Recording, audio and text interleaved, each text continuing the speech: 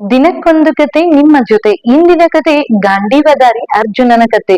ಒಮ್ಮೆ ಧರ್ಮರಾಯನು ಅರ್ಜುನ ಹಾಗೂ ಅವನ ಗಾಂಡೀವವನ್ನ ಅಪಮಾನವನ್ನ ಮಾಡಿದ. ಇದರಿಂದ ಅಪಮಾನವನ್ನ ತಾಳದೆ ಅರ್ಜುನನು ತನ್ನ ಅಣ್ಣನಾದ ಧರ್ಮರಾಯನು ಕೊಲ್ಲಲು ಮುಂದಾದ. ಆಗ ಕೃಷ್ಣನು ಓಡಿ ಬಂದು, ಅರ್ಜುನ, ಇದು ಒಳ್ಳೆಯ ಮಾರ್ಗವಲ್ಲ. ನಿನ್ನ ಪ್ರತಿಷ್ಠೆಗೆ ಭಂಗವಾಗದಂತೆ, ನಿನ್ನ ಅಣ್ಣನು ಸಾಯದಂತೆ ನಾನು ನಿನಗೆ ಒಂದು ಉಪಾಯವನ್ನ ಹೇಳುತ್ತೇನೆ. ಸತ್ಪುರುಷರನ್ನ ನಿಂದಿಸಿದರೆ ಆತನು ಇದ್ದು ಸತ್ತಂತೆ. ಹಾಗಾಗಿ ನೀನು ಅವನನ್ನ ಅಪಮಾನ ಮಾಡು, ನಿಂದನೆ ಮಾಡು ಅಂತ ಹೇಳ್ತಾನೆ. ಆಗ ಅರ್ಜುನನು ತನ್ನ ಅಣ್ಣನನ್ನು ಅಪಮಾನವನ್ನ ಮಾಡ್ತಾನೆ.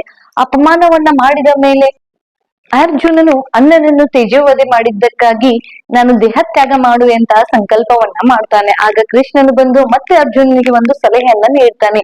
ಯಾರು ಹಿರಿಯರ ಮುಂದೆ ತನ್ನನ್ನು ತಾನು ಹೊಗಳಿಕೊಳ್ಳುವವರು ಅವರು ಆತ್ಮಹತ್ಯೆ ಮಾಡಿಕೊಂಡಂತೆ ಅಂತ ಹೇಳ್ತಾನೆ.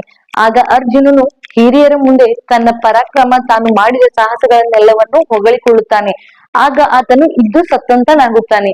ಕೃಷ್ಣನ ಜಾಣ್ಮೆ ಧರ್ಮರಾಯ ಹಾಗೂ ಅರ್ಜುನನನ್ನ ಬದುಕಿಸುತ್ತದೆ.